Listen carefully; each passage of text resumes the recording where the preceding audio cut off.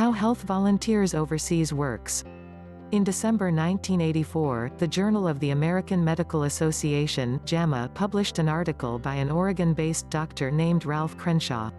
In the article, titled "Doctors Across the Sea," Dr. Crenshaw implored his colleagues in the United States to consider how they could make a substantial difference in medical care throughout the world by sharing their knowledge with physicians in other countries. Source: JAMA. At the time, neither the U.S. government nor American doctors were known to have a strong interest in international medical education. Aspiring foreign medical students wanted to be educated and trained in the United States, but immigration laws were strict because of fears that the American-trained doctors would stay, and possibly outnumber American-born doctors, rather than returning to their home countries. Many developing countries don't have the funds or facilities to train enough indigenous doctors, which often results in a huge doctor-to-patient ratio and means that many people go without any kind of treatment. In 2006, for example, Africa had a shortage of 1 million healthcare providers. Source: HVO USA. And while charities exist to provide medical aid during disasters or times of war, finding ongoing care can still be a problem. So Crenshaw was proposing something unique. Instead of just spending their time in developing countries treating patients, doctors could train local medical personnel. Often, patients, and foreign governments, can be suspicious of American doctors. Indigenous doctors could better meet the needs of the local population. This concept of "give a man a fish, he'll eat for a day, teach a man to fish, he'll eat for a lifetime" was the impetus for the 1986 creation of Health Volunteers Overseas (HVO), a non-profit, privately funded organization of doctors, dentists, nurses, surgeons and physical therapists. Prior to the founding of HVO, Orthopedics Overseas, a group of orthopedic surgeons, had formed in 1959 to train doctors in countries such as the Dominican Republic and Honduras.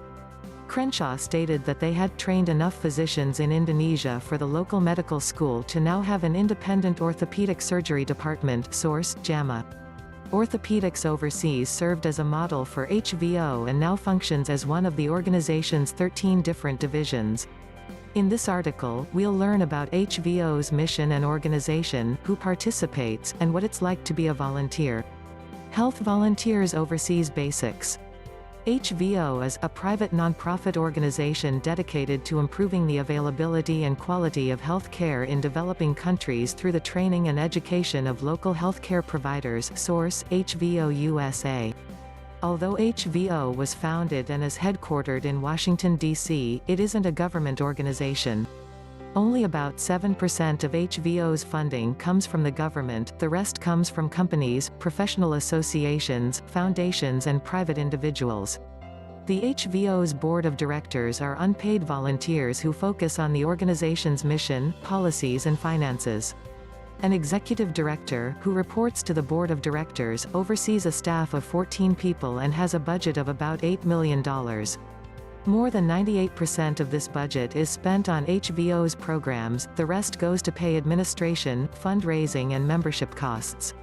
The organization stresses the importance of being sensitive to local cultures and customs as well as cooperating with the government and organizations of the host country. Volunteers shouldn't expect conditions and procedures used by local medical professionals to be just like those in the United States. Just as Dr. Crenshaw suggested in his 1984 article, HVO volunteers are expected to use locally available technology and supplies as much as possible so that the medical professionals they train can sustain the programs and practices they have established. If volunteers see a need for donated supplies or equipment, it has to be able to work for the area. For example, equipment requiring electricity wouldn't be very helpful in an area where electrical service isn't reliable. Training has to be realistic and tailored for the specific needs of the local population. This means that volunteers must know about the most common health problems in the area. They're also expected to emphasize prevention and the importance of continuing education among medical professionals. HVO wants the local medical professionals to be able to train others as well, which can greatly increase the impact of its programs. The organization encourages both new and existing medical professionals to stay in their home countries and help fill the critical needs of their fellow citizens. Volunteers with HVO have worked in 25 different developing countries located in Africa, the Caribbean, Eastern Europe, Latin America, Oceania, East Asia and South Asia. Each year, an average of 400 medical professionals volunteer their time, and there are about 1,500 new volunteers. Next, we'll look at the divisions these volunteers serve under and the professional associations that sponsor the HVO. Health Volunteers oversees divisions and programs. Volunteers with HVO serve in more than 60 programs in one of 13 different divisions. 1 Anesthesia, 2 Burn Management, 3 Dentistry, 4 Dermatology, 5 Hand Surgery, 6 Internal Medicine, 7 Nurse Anesthesia, 8 Nursing, 9 Oral and Maxillofacial Surgery, 10 Orthopedics, 11 Pediatrics, 12 Physical Therapy, 13 Wound Management. Divisions operate independently in a lot of ways. Their programs vary greatly depending on the individual needs of the people in the area and the technological capacity. Each division also has a steering committee, which decides where the greatest need lies for the type of medical education and training that its volunteers can provide. They then design a program along with local organizations. Each program has a volunteer director, who is responsible for the screening and oversight of its volunteers. Divisions are also sponsored by one or more professional medical associations, of which volunteers are members. For example, the Dentistry Overseas Division is sponsored by the American Dental Association, while the American Society for Surgery of the Hand sponsors the Hand Surgery Overseas Division. Since there are more programs than we have space to discuss in detail, let's take a close look at a specific program within the Pediatrics Overseas Division. Sponsored by the American Academy of Pediatrics, Pediatrics Overseas has programs in Cambodia, Honduras, Malawi, St. Lucia and Uganda. The program in Uganda, the first pediatric program launched by the HVO, began in 1995 when HVO reached an agreement with Ugandan officials. This was the culmination of 3 years of work by the Pediatrics Overseas Steering Committee, whose members were appointed by the American Academy of Pediatrics. The program recruits pediatricians to work with faculty in the Department of Pediatrics and Child Health at Makerere University and Malago Hospital in Kampala. Pediatric volunteers in this program lecture and train both undergraduate and postgraduate students, as well as go on rounds and develop various training modules with their Ugandan counterparts. Pediatricians with subspecialties such as cardiology, neonatology and nutrition also work intensively with their counterparts to strengthen these programs. Now that you know a bit about the HVO's programs, we'll discuss the basics of volunteering with the HVO in the next section. Volunteering with HVO. As we mentioned in the last section, volunteers with the HVO are members of their medical professional associations. The HVO has a program department that works to recruit volunteers and place them within the program that suits their skills and interests. Once a volunteer is placed, the HVO provides training and makes arrangements.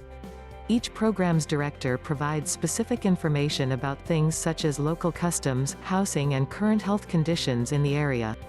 HVO volunteers are highly experienced, licensed professionals who are active in private practice, a hospital practice or a university setting in either the United States or Canada. Retirees also volunteer. Volunteers need to be patient, highly adaptable, flexible and open-minded. Most programs require volunteers to stay for 1 month, although some are as little as 2 weeks and others can last up to 6 months. Each program may have specific requirements for volunteers in addition to the basic requirements. For example, the Physical Therapy Overseas program in Bhutan is a 4-month-long program and requires licensed physical therapists with more than 5 years of experience. In order to become a volunteer, professionals are encouraged to first join HVO and pay annual dues. These vary depending on the profession. Doctors and dentists have a larger suggested amount, while nurses, allied healthcare professionals and students can donate less. There is then a volunteer profile form, which requires references, educational information and an explanation of why you want to become a volunteer. Volunteer profiles are valid for 3 years. After submitting the form, potential volunteers are contacted by HVO recruiters to discuss locations. Then a program director contacts volunteers for further assessment and checks their references. Once a volunteer is improved for an assignment, he works with the recruiter to finalize the details and receives a packet of orientation materials and resources. He is also encouraged to speak with previous volunteers and do his own research so that they are fully prepared. Volunteers can often bring their spouses and families along with them. In many cases, these family members can also volunteer. It just depends on the specific program. However, volunteers must keep in mind that they are responsible for getting to and from the program site. Some sites provide room, board and daily transportation, while volunteers are responsible for providing their own in other cases. Because the HVO is a nonprofit, most of the expenses incurred by volunteers are tax-deductible. Past HVO volunteers often describe their experience as a two-way street. They often feel that it's just as much of a learning experience for them as it is for the people they work with at the site. Not only have they done their part to improve the health of the local population, they've also contributed to improving medical education around the world. For more on volunteering, try the articles below.